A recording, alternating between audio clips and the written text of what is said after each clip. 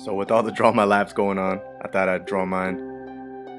One, because you guys requested it, and two, I want to do it before, it's uncool and lame. So here's my life.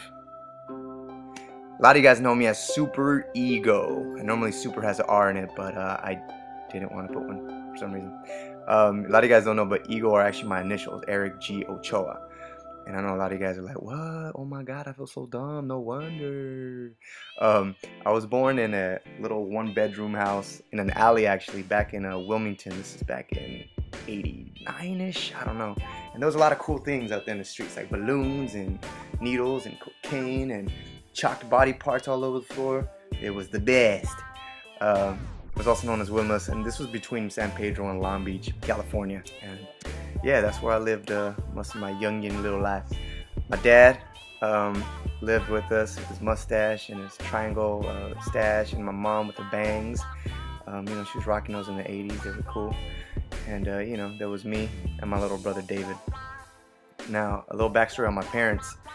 My mom was 17 years old when she met my dad. He was 25. My dad comes from Michoacan, Mexico. And my mom was actually born and raised here in Compton, but her part of Mexico comes from Veracruz. And 9 months later, they ended up knocking some boots. And then my mom, became pregnant. And I was chilling in the womb. And around the 3rd trimester, I really got into breakdancing. I know, it sounds crazy, right? But I got tangled in the umbilical cord, so they had to cut me out. They were like, all right, C-section it is. So I came out, and I know what you're thinking, man, it sucked because he probably never got to breakdance ever again. I also had a older half-brother, Jeffrey, from my dad's side, and it was crazy. He would come in the summers. He came from Oregon. He lived with his mom, and I would really look up to him all the time. He's 5 years older than me. I looked up to him all the time, and it's crazy. One summer, I got really tall, and he, all of a sudden, started looking up at me. Literally. But he was really cool. I looked up to him a lot still. And then one summer he kind of just stopped coming. He kind of had his own thing going on in Oregon, and he became busy with school and stuff and life. But I still had my little brother David, my little partner in crime. After a few years, we were like, you know what, let's get out of here. Let's move to Carson with the family. And we did. It was cool because we had our first pet. His name was Benny. Benny was a Welsh Corgi. It was cool, man, but until he started, biting people. I meant everybody, like my neighbors, my friends, even family members. It sucked. And we're like, man, Benny, you stupid dog. So we had to get rid of him. So my mom and dad were actually very religious. We grew up, going to church in Compton because my grandfather was a Christian pastor. And so that, for some reason, we were, really sheltered from the world. Meaning we couldn't watch or see a lot of things like the Simpsons, scary movies, not even like the Power Rangers because of that evil witch Rita.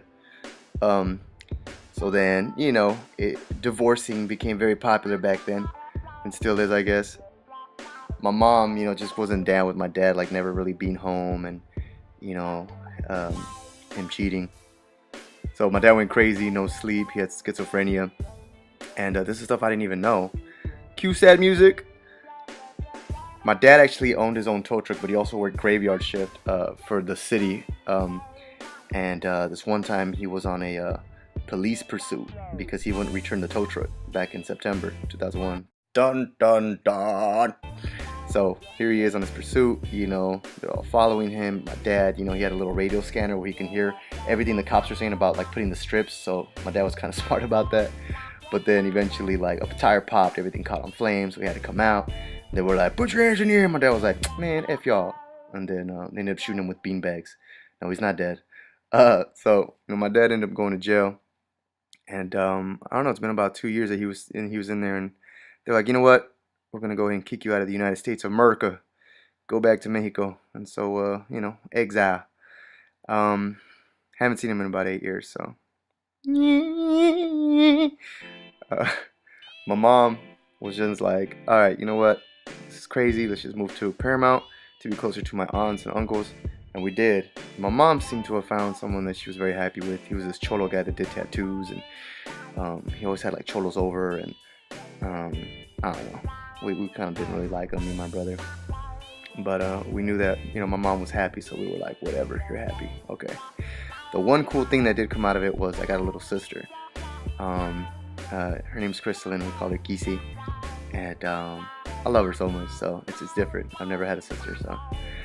Back to when me and my brother were growing up, we started watching more TV because my dad wasn't around. Got to watch more movies, and I had big inspirations from like Jim Carrey, Will Smith, John Leguizamo, Johnny Depp, more. Also, I made new friends at my middle school. I had a friend named Bubba, Joelle, and I even dated this girl. We'll call her Charla. She had a big old booty. It was dope. So then, as a kid, I started impersonating a lot of people and friends. And it was crazy because I don't know what it was about me, but I like to mimic people as soon as I meet them sometime. And everyone would laugh. And I don't know, that became something a part of my life. I was like, yo, I like this feeling, like people are laughing, but not at me this time, People used to laugh at me a lot. So, one day my mom was like, mijo, what do you want to be when you grow up? I was like, an actor. And what was cool about my mom, she was so supportive. She was like, go for it, you little bitch. And so I was like, cool. So high school came along, and I met this Asian dude named Tim. And he was like, cool, because we had so many interests, like the Fresh Prince, Michael Jackson. We both liked girls. And one day he was like, yo, man, they're having a musical. It's called Oklahoma. You should join. And I was like, eh. He's like, yo, there's gonna be some girls, bruh, bitches. So I was like, dope. So we became homies. And then drama class came around, and I had a teacher named Mr. Carlin. And he played a really important role in my life because he knew a lot about my life and my dad and stuff. And he helped me build a lot of confidence. And I don't know, that was a really big plus for me, growing up. So, yeah. Later on, I'd go on to meet this guy named, that you guys know us today, PD Flow. I know him as Peter. And Peter would always like show off like these videos he used to do with like Star Wars and stuff. And one day he was like, yo, would you be down to be in my video? And I was like, yes! This was before YouTube, man, so this was a really exciting time. We connected with Tim, and then we all started shooting videos, and we show him off in this little theater that we had in high school, during lunchtime, and everyone would be like, laugh, you guys are silly, and we became kind of cool. So then YouTube came around, and it was perfect for Peter, because he was doing his directing, he was doing his film, and Tim jumped on it as well. He was doing his raps and like comedic rants and stuff, and I was like, yeah, all right, what do I do? I was kind of stuck. I was like, damn, what am I gonna do? I was like, oh, I know. I'll just impersonate somebody, because being myself is lame. So I impersonated a cholo, which is something I grew up around a lot of, And I decided, let me do a video called How to Be a Cholo. And it did really good. And like really good.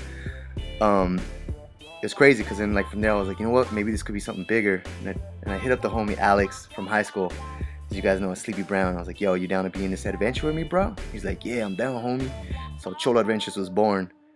And became homies for life. It's crazy because Cholo Adventures has opened up a lot of doors that I can't even talk about yet. Then I met Gabby. As you guys have seen in my vlogs, she's like super hyper energetic. I feel like this girl could just keep up with me all day. I love her, and this girl just completes me. So I feel very blessed to have had friends like Jency J, Sleepy Mom, Rick, which you see in a lot of my videos, Josh, and my roommate George, and other friends. That I just feel blessed having them in my life, and being able to take care of my family. Get myself a nice place to live, a nice car, a little gangster ass kitty Magneto. It's something that it's gonna sound cheesy, but it's all thanks to YouTube, but mostly thanks to you guys for watching and sharing. And you guys have really helped me figure myself out. I've always had very low confidence, and I'm more sure of now what I want in life, and I can't wait to show that to you guys. So I just want to say thank you. So yeah, man, until the next chapter of my life, I'll see you guys there. And again, thanks for watching and supporting.